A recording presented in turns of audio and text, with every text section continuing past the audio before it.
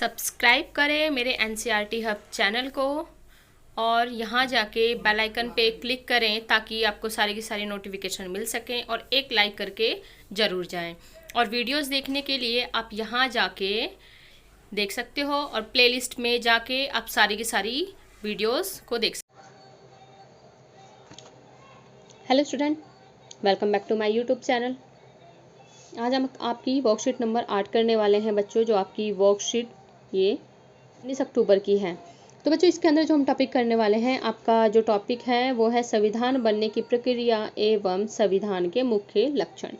तो हम देखेंगे संविधान हमारा किस प्रकार से बना है और उसके मुख्य जो लक्षण है वो क्या क्या हैं।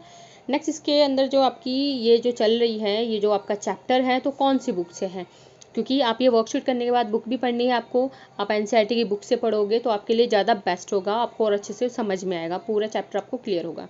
तो आपको जो बुक पढ़नी है सामाजिक एवं राजनीतिक जीवन, तो उसी का ही ये आपका एक टॉपिक है। क्लियर है? तो आइए हम इसमें स्टार्ट करते हैं इस वर्कशीट में संविधान बनने की प्रक्रिया। बच्चों अगर आप कोई इस चैनल पे नए आए हैं तो प्लीज़ मेरे चैनल को सब्सक्राइब कर लो, ताकि आगे आने वाले टाइम में 8th क्लास की जो वीडियोज़ वगैरह आने वाली हैं वो आपको मिल जाए। अगर बच्चों आपको इसके पूरी चैप्टर की वीडियोस चाहिए, एनसीईआरटी के जो चैप्टर हैं उसकी वीडियो चाहिए, तो आप कमेंट बॉक्स में कमेंट कर सकते हो, ताकि आपको वो चैप्टर और अच्छे से डिटेल में समझ में आ जाए। क्लियर है? एक लाइक ज़रूर कर दें मेरे वीडियो को। आइए हम स्टार्ट करते हैं अब आगे संविधान बनने की प्रक्रिया। तो हम देखेंगे बच्चों हमारा संविधान किस तरीके से बना था, उसका पूरा प्रोसेस क्या है, प्रक्रिया क्या है। संविधान निर्माण के विचार स्वतंत्रता संघर्ष के दौरान ही राष्ट्रवादियों में आने लगे। जो संविधान निर्माण का विचार है, जब हमारे स्वतंत्रता संघर्ष चल रहा था, स्वतंत्रता के लिए जब प्रयास किए जा रहे थे, उस टाइम ही राष्ट्रवादियों में आने लगा था कि स्वतंत्र भारत किस तरह का होना चाहिए। स्वतंत्र भारत में प्रत्येक नागरिक को समान अवसर होगा, यानी कि अब क्या होगा, प्रत्येक नागरिक को समान अवसर होगा और सभी को सरकार में हिस्सेदारी का बराबर अधिकार होगा। यानी कि सरकार में अगर हिस्सेदारी निभानी है तो उसमें क्या है, सबको इक्वल राइट्स होने चाहिए। परंतु इतनी विविधताओं वाले हमारे देश के लिए यह काम किसी एक आदमी के बस में नहीं था, क्योंकि हमारे यहाँ देखो बच्चों अलग अलग धर्म जाति के लोग रहते हैं, इतनी विविधता हमारे यहाँ पे है और इतना बड़ा देश हमारा है, तो इतना इजी नहीं था कि एक आदमी के बस की बात हो। तो काफ़ी लोग इसमें लगे थे। आइए हम देखते हैं किस तरीके से इस काम को पूरा करने में लगभग 300 लोगों ने योगदान दिया। तो देख रहे हो बच्चों आप, इसमें कितने लोग लगे थे, 300 लोग लगे थे इस हमारे संविधान को बनाने के लिए, जो कि 1946 में गठित की गई संविधान सभा के सदस्य थे। जो क्या है, 1946 में जो संविधान सभा गठित की गई थी उसके क्या थे बच्चों, ये सदस्य थे। यानी कि संविधान सभा जो गठित की गई उससे क्या थे, सदस्य थे। क्लियर है?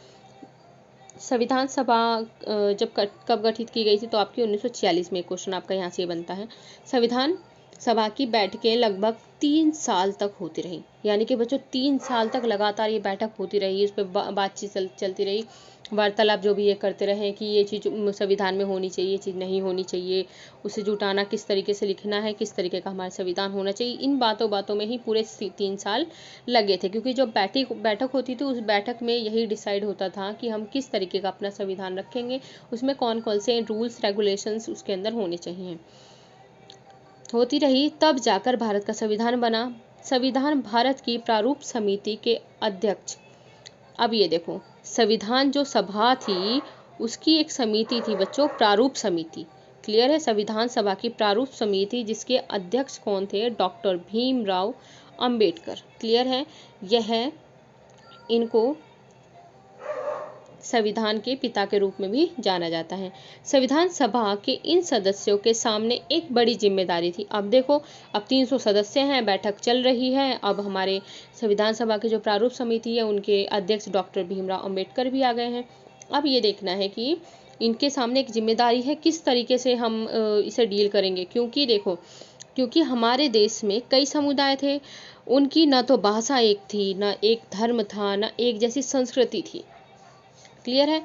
वैसे भी जब संविधान लिखा जा रहा था उस समय हमारा देश भारी उथल पुथल से गुजर रहा था, क्योंकि काफ़ी सारी परेशानियां हुई थी उस टाइम पे। लेकिन इन सदस्यों ने अपने दायित्वों को निष्ठा से निभाते हुए एक ऐसा दस्तावेज तैयार किया, यानी कि एक ऐसा उसमें रूल्स और रेगुलेशन लिख के तैयार कर दिखाया, जिसमें राष्ट्रीय एकता, जो हमारी राष्ट्रीय एकता है, को बनाए रखने के साथ साथ विविधता के प्रति गहरा सम्मान दिखाया गया था, दिखाई देता है। क्लियर है? तो देखो कितना मेहनत का काम था ये। इस तरीके से अगर आपसे कहा जाए कि एक रजिस्टर आपको लिखना है, अपने फैमिली के बारे में सब कुछ लिखना है, तो आपको ये लगेगा कि हम कैसे करें ये। तो अब देखो इतने सारे लोगों के लिए एक अच्छा रूल्स वगैरह सब इसके अंदर इंक्लूड करके एक दस्तावेज तैयार करना, जबकि हमारे यहाँ ना तो भाषा सेम है, ना धर्म सेम था, हमारी संस्कृति अलग थी, तो एक काफ़ी बड़ा टास्क था ये। क्लियर है आपको? तो हमारा संविधान किस तरीके से जो प्रोसेस था, प्रक्रिया थी, आपको क्लियर हो गया होगा। 300 लोग लगे थे इसमें, और इसमें 300 लोग थे बच्चों, 3 साल तक बैठक होती रही थी। अगला इसमें है संविधान के मुख्य लक्षण क्या है, मुख्य लक्षण या आयाम क्या है, तो देखते हैं। तो बच्चों सबसे पहले है संघवाद के बारे में पता होना चाहिए। तो संघवाद क्या होता है, हम पढ़ते हैं। इसका मतलब देश में शासन चलाने के लिए विभिन्न स्तरों पर अलग अलग प्रकार की सरकारों का होना। हमारे देश में 3 स्तरों पर सरकार काम करती है। प्रथम स्तर पर केंद्रीय सरकार है, दूसरे राज्य स्तर पर राज्य सरकार है, और स्थानीय स्वशासन पे आपकी क्या है, पंचायती राज व्यवस्था, जो गांवों में देखने पे मिलती है आपको, और आपकी नगर निगम यानी कि शहरों में, यानी कि हम शहर, अगर दिल्ली शहर में आप रहते हो तो शहरों में आपको नगर निगम व्यवस्था यानी कि एमसीडी आती है ना, एमसीडी की गाड़ी आपके यहाँ कूड़ा वगैरह उठाने के लिए, तो ये वो इसी डिपार्टमेंट से है। जो आपके एमसीडी के स्कूल वगैरह हो गए तो सारे यहीं से। तो क्लियर है आपका? केंद्र के इसके स्तर पे केंद्रीय सरकार यानी कि मोदी जी, क्लियर है आपको, जो मोदी जी हैं। और राज्य के स्तर पे राज्य सरकार, जैसे हमारे दिल्ली में कौन है, मुख्यमंत्री केजरीवाल हैं। ठीक है, क्लियर है आपको? और पंचायत राज व्यवस्था गांव में है, और नगर निगम व्यवस्था आपकी शहरों में। नेक्स्ट इसमें देखते हैं। इसकी वजह से यह भारत जैसे विशाल देश के सब में, इसकी वजह क्या है कि हमारे जो इन तीनों को बच्चों अलग अलग लेवल पे रखा गया है। क्यों रखा गया है? केंद्र स्तर पे एक सरकार होनी चाहिए, राज्य में एक सरकार होनी चाहिए, गांव में अलग होनी चाहिए, शहरों में अलग होनी चाहिए जो स्वशासन है। तो इसका रीज़न क्या है? तो बच्चों इसका रीज़न इसमें यही है कि भारत जैसे विशाल देश में सभी राज्यों को कुछ मुद्दों पर फैसले लेने का स्वायत्त अधिकार हो सके, यानी कि राज्यों को भी अधिकार हो सके कि कुछ मुद्दों पे वो खुद फैसले ले सके। इन मुद्दों की स्पष्टता के लिए संविधान में कुछ अनुसूचियां दी गई हैं। तो बच्चों अनुसूचियां जो दी गई हैं, इसमें आपको क्रियाकलाप के थ्रू करना है इसको। अपने आसपास के बैंक, यानी कि बच्चों आप क्या करोगे, देखो अपने आसपास में जो आपका बैंक है, जैसे मेरे यहाँ पे SBI बैंक है, तो आपके यहाँ जो बैंक है उसका नाम लिखोगे, ठीक है।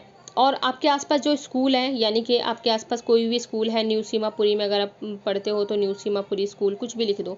उसके आसपास जो आपकी डिस्पेंसरी, उसके आसपास कोई जो अस्पताल है, पुलिस, और अपने क्षेत्र के सांसद यानी कि MP, विधायक और निगम पार्षद का नाम लिखिए। इन सब के नाम लिखिए। तो आपके यहाँ पे जो भी होगा आप उसका नाम लिखोगे, अपने घर वालों से, पेरेंट्स से पता करके नाम लिखोगे। क्लियर है?